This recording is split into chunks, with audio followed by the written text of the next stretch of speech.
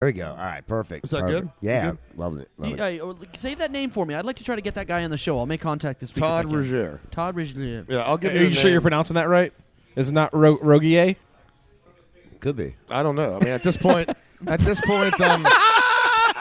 in doubt. See what I did there? After the beer, yes. Let's see. You have instilled doubt in my my cunning linguism. You installed doubt in my trout. But that's neither here nor there. I think the story is really cool, though, because it just shows the power of it's crowdsourcing donations. So it's instead of these organizations going out and spending money to advertise, and it's just like the ALS. You know, we can debate what they're what they're going to do with the money, but the fact that they were able to raise that much money without having to spend anything out, and I think it's really cool to see people feeling compelled to give. Now, whether they're feeling that way because they were challenged by friends or things like that, I think anytime people are giving, I think that's really cool. And I think this crowdsourcing type situation like this, like the ALS challenge, all the other social media challenges that you're seeing where individuals are taking upon themselves to spread the word, it makes so much more of a difference because it does get the awareness out, but it gets real awareness out from people that are really moved by something rather than just watching a commercial on TV or something like that.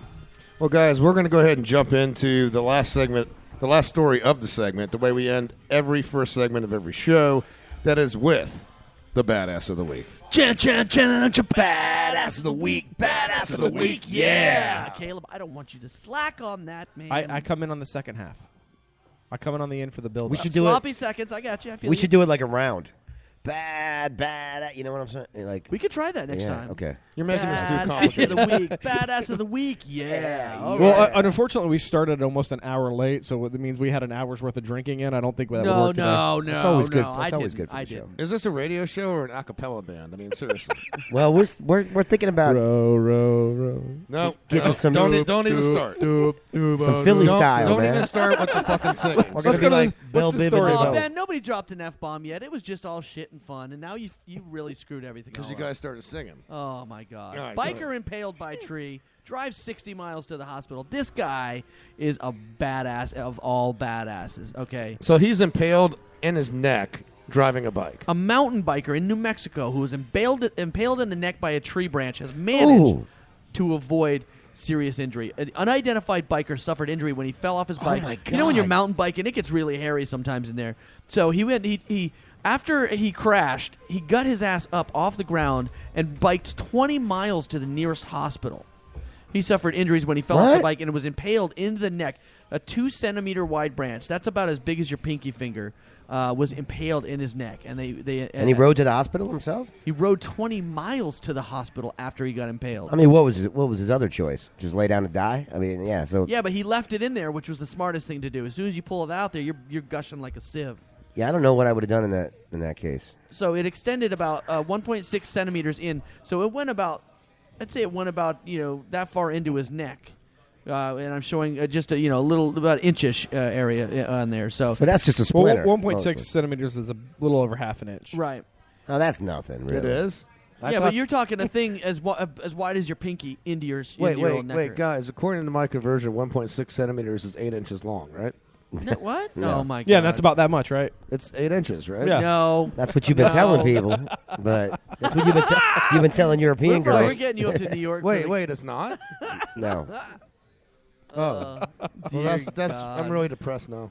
it is in the On that privacy note, of we your want to bedroom. thank but, Japan for yeah. taking over the top spot again this week. Origato, amigos. That was a nice segue. Wow, I see what you did there. Thank you. So they said the patient's reaction after the injury was very commendable. I mean, if you got something like this that happens to you, a foreign body, you never remove it. Like if you get impaled by something, do not remove it. Let the doctors remove it because it could be cutting off a major blood supply. So Unless you're in prison, and then go ahead and take that out. sometimes you got a carrot shoved up there. You do not break that Yeah. sucker off. Well, guys, we're going to jump into a quick commercial break. When we get back, we've got some TV news to get into.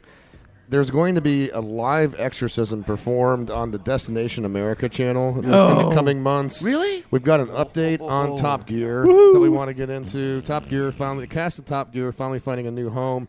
Married with Children apparently trying to reboot their series. We'll talk about that. All you Craniacs, stay tuned. We'll be right back. Howdy, folks. It's your old pal Bubba Clinton here. On the heels of the overwhelming success of my novelty condom line known as Billy Bags, I've been urged by my female constituency to create Bildos, a new line of sex toys for all you tarts, which I personally guarantee will please your lady parts. First up the bat is the JFK. This majestic rubber dong will end any missile crisis blockading your panty hamster. This Bildo comes complete with a fully adjustable internal spine, proven to tickle any G-spot. Upgrade to the Deluxe, which includes exploding head action. For you ladies on the go, try the travel size RFK model. A little pocket willie is sure to make that kitty purr.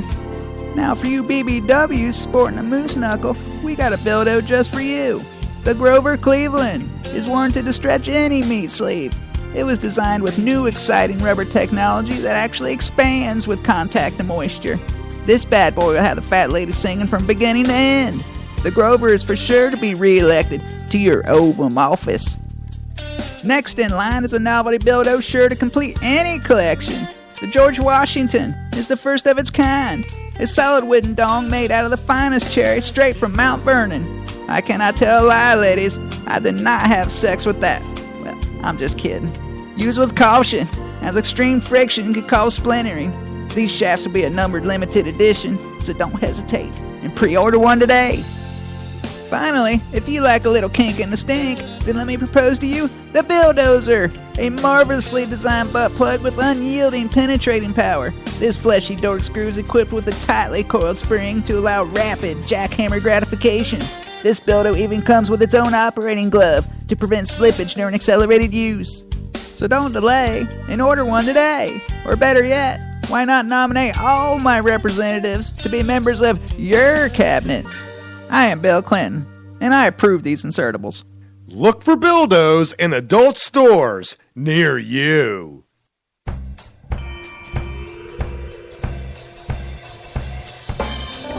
Howdy, folks. Billy Boy's back and ready to get you mile high.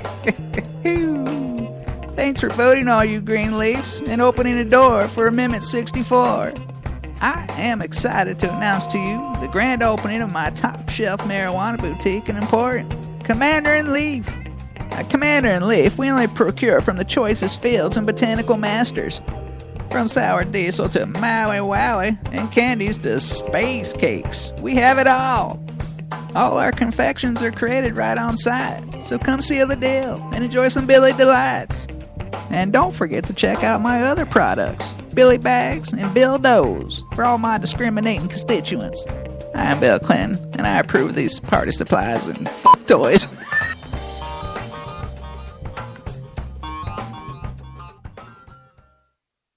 You've seen people who have straightened up from the TV show Intervention. This is a story of those who have been left behind.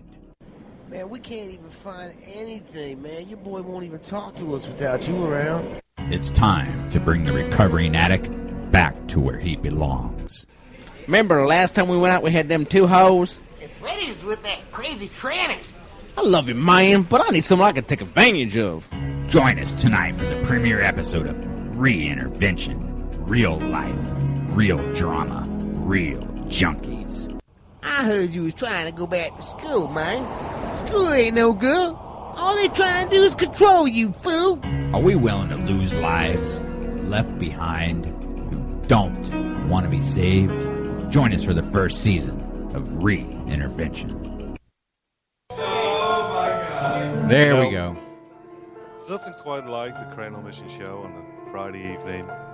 You sat there on your own, lonely. You think to yourself, God damn it, I'm a loser. I need friends.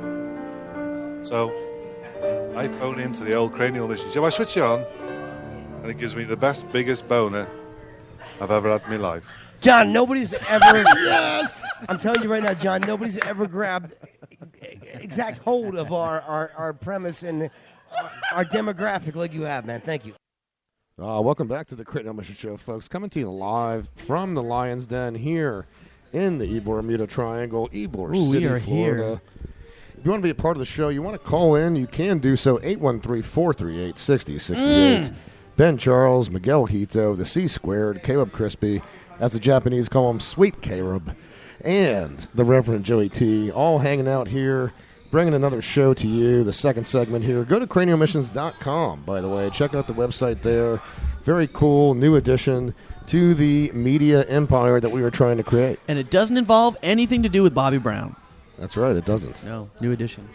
Oh. I see Oh. what Wow, you you did guys there. are slacking. That is your prerogative, I by the know. way. Yes. I am a Ghostbuster and I'm in control. We were teasing before the break about all the changes, the new additions, if New you addition, will, right. to television entertainment. And have you guys, Joe, you and I talk quite a bit on the radio and in real life about all the reality programming. I know you're a fan of some of the campier shows that are out. You advocated on this show for a long time the Amish Mafia thing, which I never got into. But now here's What a a new horrible show. Have you seen, Joe? Have you seen the Ghost Asylum show that's on Destination America? No, I don't watch any of the ghost shows because they are the worst. I've watched one once. Okay, well, there's a new And- wrinkle Which with one? this one.